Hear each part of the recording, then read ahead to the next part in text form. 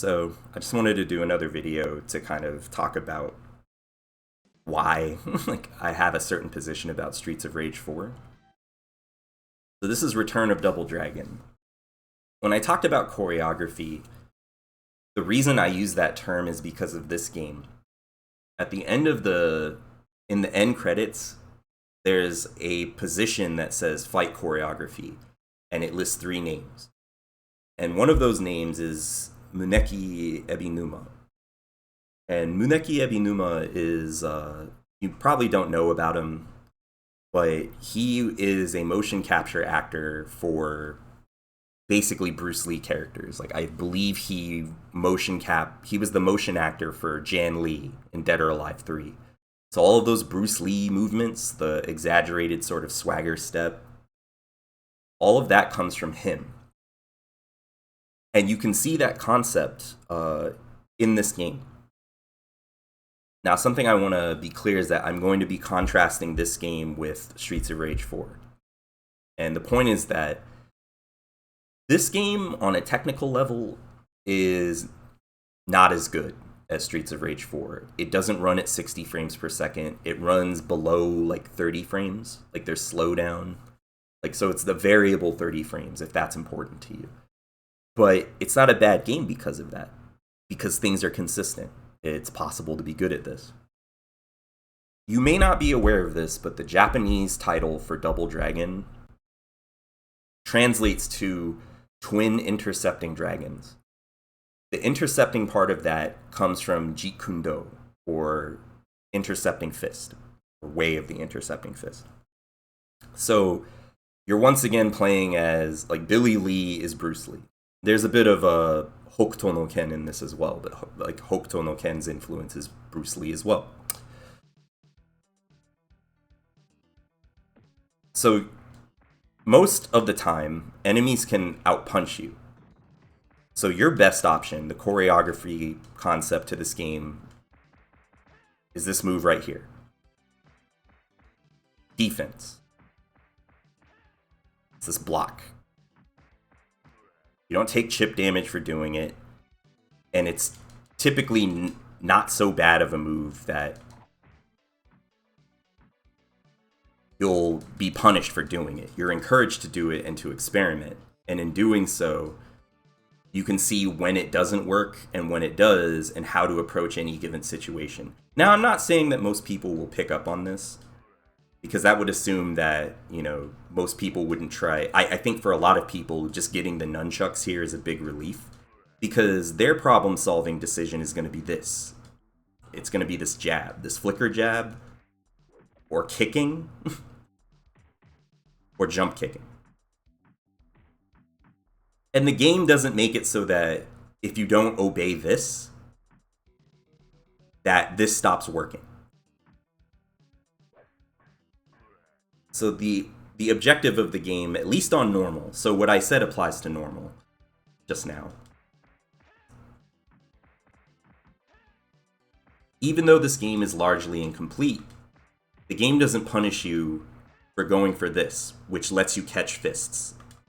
If it whiffs and you feel like the animation is going to stop, you can mash it and block again. And the game even gives like a dynamic block. Like, it adjusts how you block relative to how an enemy is attacking you.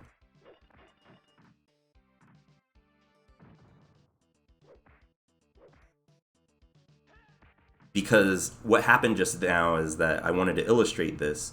When you stagger enemies, it doesn't necessarily mean that your dynamic combo enders are going to hit them. So what becomes important is finding out what enemies can't just duck. So that's where the shoulder button comes in, which changes, like, it charges the meter up top. When that meter fills, you go into a rage mode where every attack you do knocks down, which I don't think is that fun, but it is an option. When it's over halfway full, you do there's a few signature moves that the Lee brothers have, like the little spin kick. A lot of it comes from Double Dragon 2. But this game takes a lot of modern design into account, like Street Fighter 2 was out at the time. And it also just makes it so that it adapts like these old moves, or it just completely discards them. Like you're not going to see the flying uppercut from Double Dragon 2 in this. So positioning still accounts for something. Like I use this to make sure that I don't get hit by the knife. So when I said that the block is important, it's because like you can get out jabbed. Like that's possible. Either because of the frame rate or because the enemies are basically spacing you out. This is another thing that happens. Like, you'll note that I can walk through enemies, but throws aren't bad. Unlike Streets of Rage 4, you won't just clinch an enemy if you walk into them, but it doesn't make it so that that spacing is like so conservative that it works against you. That a lot of times you're not expecting to grab anything anyway because it hasn't been working right the whole game. In this game, if you dizzy an enemy, if you get them to reel back, so punch them 3 times, they'll do that. You'll clinch them. The choreography concept in this game, again, has specific aspects to it. Only 2 enemies will attack you at any given time, so it's very much like an action movie. If you're familiar with Power Rangers, you'll note that like putties or like, you know, there's usually some like onslaught of enemies. And if you're in the middle of grabbing something, enemies will stop. Like they won't approach you. So there's not actual invincibility, but enemy behavior is done in such a way where you're typically safe once you perform a certain action. Like certain moves afford you some level of like safety. So that was a risk there. The safest way to beat this guy is to just punch him. Like you can out-punch him using your mobility. So the game doesn't make that. He's going to be a recurring enemy. The game knows it's going to reuse him. So it doesn't make it so that he's impossible to solve. Or that he's just difficult, overly so. So when this game is consistent, what I find is that as a casual player, I don't care if I get hit. And the reason that I don't care is that like the game's been letting me get away with murder in a lot of cases. So it's hard to be upset if something goes wrong. Like, I have a playthrough of this game where I just die a bunch and I don't care because I have so much fun playing it. That's what I didn't like about being pigeonholed as like, oh, you're just trying to get perfects. No, I'm trying to talk about things like this where it is possible to be good at this game. That things are just good. Like you would do stuff and someone would be like, you just combo spamming. Oh, you're just counter spamming. I'm like, let me be the one who decides like what I do and what I don't do. If something is good, so be it. Like, if some person wants to beat this game in the most monotonous way possible, that's their business. And maybe they're doing that decision because that's the one that makes sense. That's the one that works.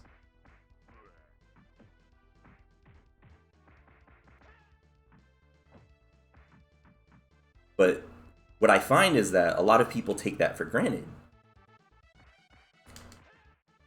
So I have a few save states before I go to hard mode, because I want to show what happens when you don't allow for this stuff. So this is Chinatown, stage 3. I think this is the best stage in the game. Again, I'm going to make more contrast with Streets of Rage 4. So you have the nunchucks, it's really good. What's going to come into play are what would be considered a hazard, but I would refer to them more as props, although they can become hazards if, you know, things go wrong. It's gonna really just be about what happens dynamically. But this game is pretty much an homage to Game of Death. So it's not just turtles or like shinobi drawn on the back. Like, flavor isn't just something where you go, this is a reference. This game takes like ideas from a movie and it tries to make it so that that's what you're doing, that's what you're interacting with. So we start like this pagoda, this 3 tier, it even has 3 tiers ending with a 4th. So I'm using this punching bag. And it's great. Because the enemy ducks there, it still hits him. Like, he's ducking, and now it's like, it's got this play aspect to it, where his strength is being turned against him. It's like, yeah, you can dodge this, but I'm just going to keep hitting the speed bag with my flicker jab. Then you have this boxer who, that boxer character is the boss of stage, he's the boss of stage 2. So now, I could walk past this thing, and all of a sudden, the gameplay has an ironic component, because, hilariously, this hard boxer dude he's getting fucked up by a heavy bag that I'm throwing at him. Are you good at boxing? Shouldn't you punch that back? I'm having a blast. And it's because I know how to maneuver that obstacle. The wrecking ball, like, oh man, this is such a novel concept. I can punch it to keep a combo going and then get fucked up by it, maybe. Like, who cares?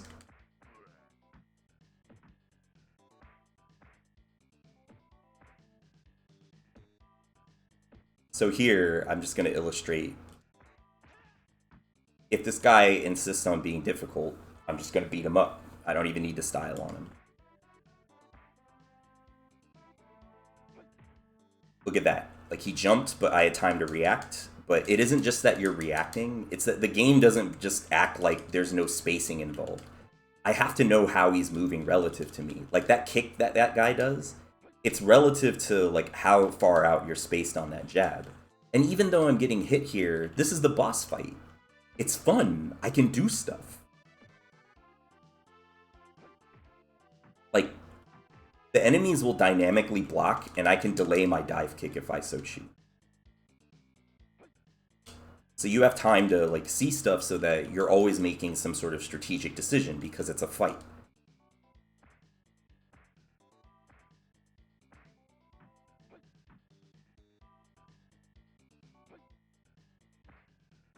So you'll see that, like, I'm getting hit here, but I'm not trying to keep a score. I don't care. It's, you know, for all this talk about, like, what the casual does, the only thing I'm kind of sad that I'm not able to do is just, like, counter these guys, because I like catching their fists. Like that. Because that was the whole thing with, you know, Bruce Lee and other martial arts.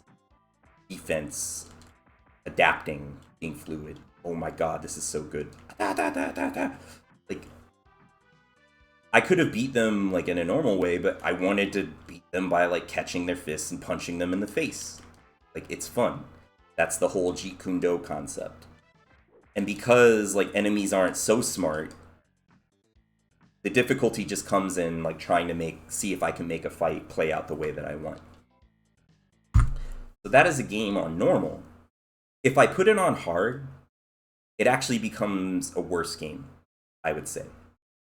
Because enemies become too smart. And all of a sudden, like, this flow that you can have, it's about a test that I don't think is interesting because none of the options that I'm afforded, like, they lack that sort of dynamic fluidity. Like, they're no longer relevant. It's more about what doesn't make sense to do. So this guy, before, if he was backing up, he wouldn't block like that. So things function mostly as normal. But the inability to sort of gauge whether an enemy's going to block and then react, like, the block puts a stutter into the rhythm of the game that I just don't really care for. And if this is just ultimately about me giving my opinion about stuff, like, if you're too close to the sword guy, he's going to block. So making that fight more complicated, I don't happen to enjoy it. Because it gives enemies an inordinate amount of control over the fight. Relative to what I can do. So that whiffed kick is no longer a whiff. He blocks. So it kind of narrows my option. And I think with what this game is able to do, like spreading this across like the entire game, I'm not in love with that. So it plays mostly the same, but I'd rather just play on normal, where I still get hit, like I still die, it's still hard, but I think that difficulty typically is really a choice about like how comfortable you feel within a given system.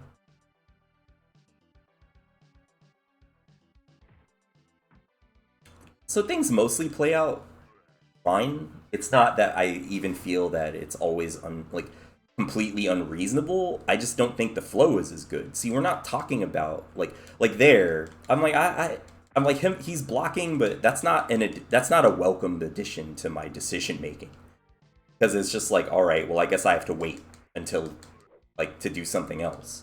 And I was already having to dynamically change my attacks. Enemies already mostly block and force you to react in different ways.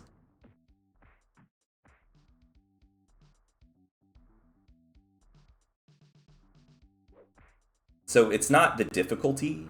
It's not that, oh, it's too hard. It's that when I say it's too hard, it's a consequence of something that I find limiting in a way that just makes the flow of the game jank.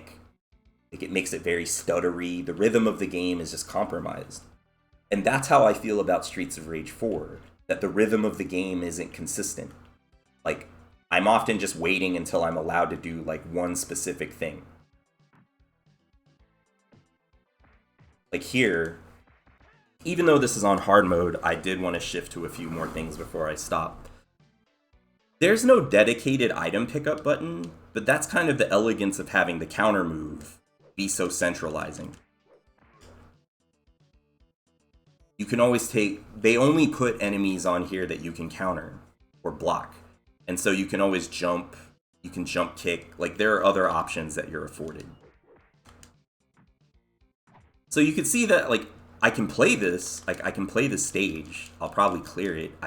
It's not about whether I'm good at it. It's like, what do I understand about what I'm like? This guy's walking backwards, like probably could have waited, but if I get too close inside, I have to do something which is like get enemies to cross over one another. It's just that there's no meaningful interaction anymore. Kind of just slams the pace of the game to a halt. And I don't think that having the enemies get like messed up, like in terms of their behaviors, was a horrible thing. But if someone wants that added difficulty, that's fine.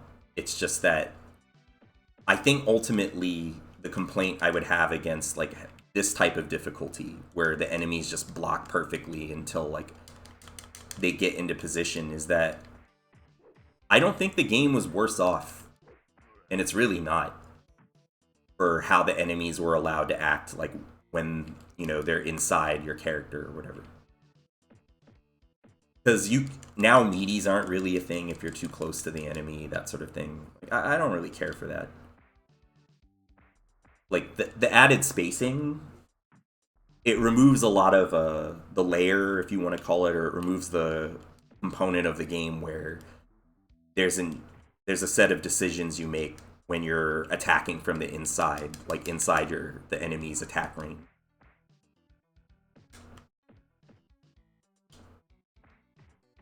So I'm mostly still doing what I always did. Like, I'll just show that you can just jab this guy to death. You wait for him to get out of range. You do that. But it's just like, oh, you have to be at this spacing. Like, you have to be at precisely this jab range to, like, start contesting him. I'm like, alright, whatever. I don't particularly care for that. Like, you just put in a lot of jabs and blocks.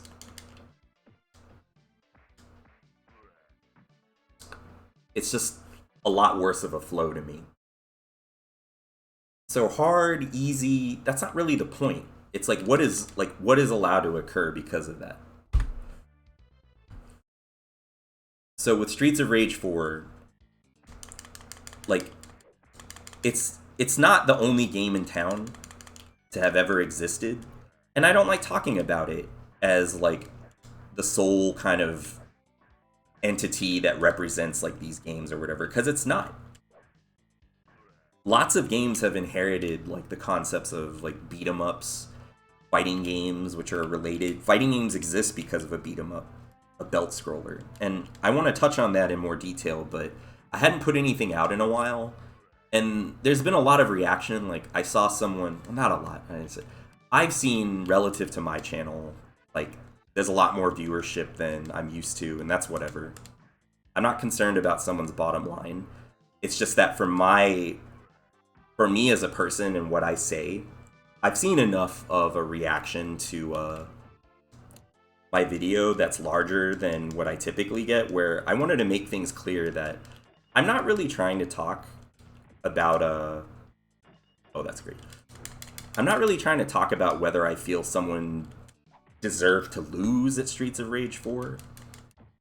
Like, it was always about this. Like, this is where I was coming from, and it's where I felt like I was being misunderstood. I'm not trying to create excuses to understand, like, a class of games that I think are hard. Like, I don't think these games are... There's a lot to it where you have to intuit, like, a walk speed to have a certain meaning.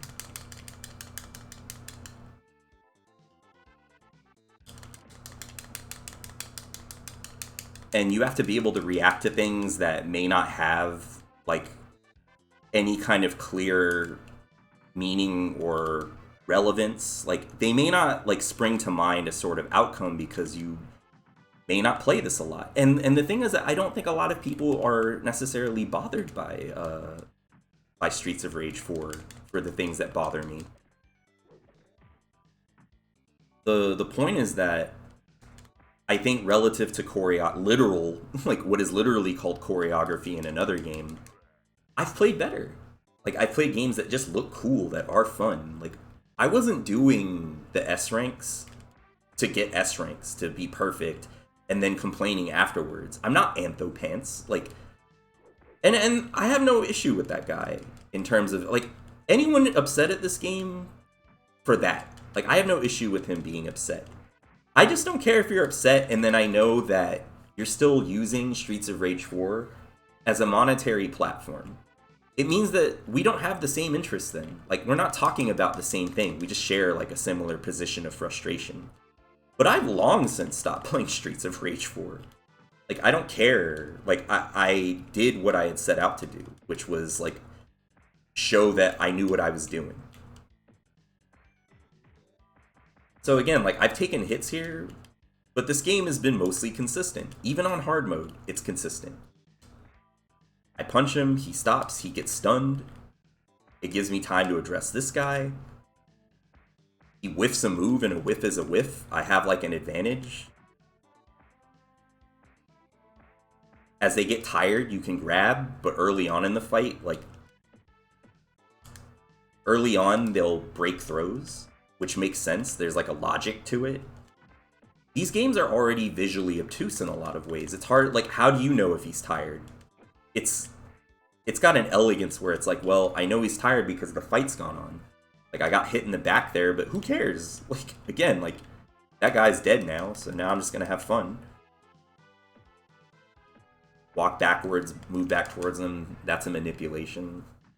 Things have a focal point off of specific ideas, and the most basic one isn't this jab, it's this. Now, do I think that's something most players are going to pick up on? No.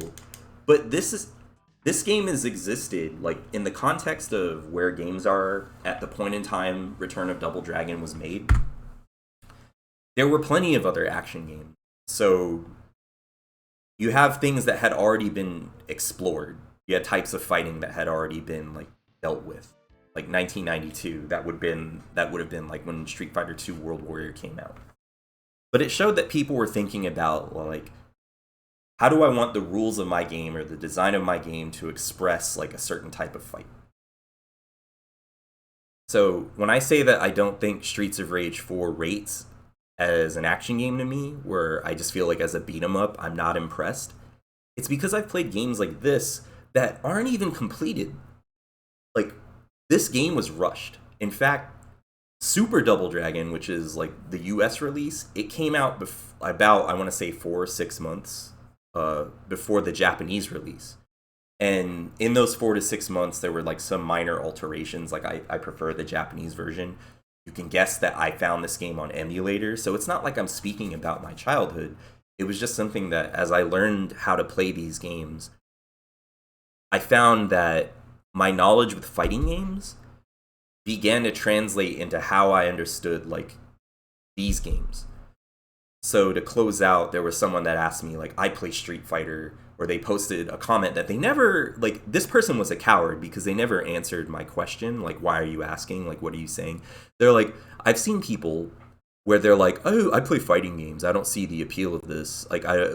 Why do people try to be good at, like, single player, like, fighting games or whatever, or single player action games?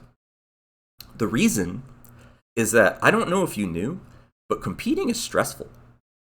And sometimes there are just aspects of the game that I like divorced from that. Like, I like solving a puzzle that involves, like, an action game set of options. Like, the options that you're afforded in a fighting game. So I can get something out of those components that would be compromised if I put it in a versus situation. Because humans behave dynamically. That, I have nothing against competition either. Like, I compete. I would probably still play fighting games in the arcade. You know, obviously COVID is a thing. But the major thing is that even though I think it's somewhat difficult, there is a rhyme or reason to how these things work. And I hope to sort of reveal that in later videos. But this just exists because I wanted to put something out, and I wanted to make it clear. I have no intention of playing Streets of Rage 4 again until maybe it's patched, and even then, I don't consider this a Streets of Rage channel. So if you were under that impression, I want to take the time to be upfront with you. It was just a game that I played because a friend bought it for me, and we had a really, really bad time at the end of like the last 4 levels of the game when we first played through it co-op. That is the only reason I own the game. And when games do that, I don't just want to assume that, like, oh, they're bad. I wanted to see, like, all right, is there a way that this comes together? And how can I understand it? So all the S ranks and whatnot you play through, it, like, the playthroughs that, not that you play through, but all the videos you've seen of mine where I do something crazy like Perfect Chinatown or something with Axel, those are often done in response to people that were just like, this game is fine. I don't think they know what they're talking about. All this stuff that I just showed you, they assume that, like, I just didn't want to get hit to have a good time. This game is amazing. Everything I did in this video, like, as I'm doing it, I'm like, this is kind of cheating because I'm having a blast. Like, I love fighting in this game. I can't stop thinking of things to talk about. I see myself as someone where now that I'm older, you don't have to feel the same way. Like, I don't fucking care if you're young. I'm not trying to be your guide, and whatever I'm imparting on you, like, do what you will with this information. But as it comes to understanding, like, a medium and a genre within that medium, I think this is of particular use to people because it's information that folks take for granted. Like, if I say choreography, and some charlatan basically starts trying to bullshit me using a term that I know they're not approaching from the same angle, yeah, I want to talk about that. Because I don't think they actually have, like, that guy Bragdris from Reddit, like, he doesn't have any clue about what this meant relative to what I was saying. Because only a charlatan would be like, oh, well, you're just mad because you're not getting your way. In a way, yes. But it's why.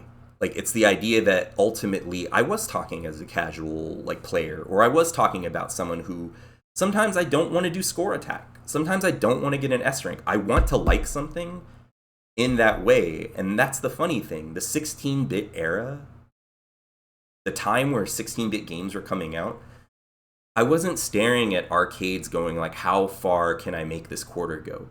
And games got a different meaning because of that. Sagat wasn't just some guy that Tiger uppercutted you until you lost all your money. And so that kind of had a transformative aspect. Like, we got more control over what we were doing, but these places were still linked. So when I put out these videos, I'm hoping to impart, like, where I'm coming from with that.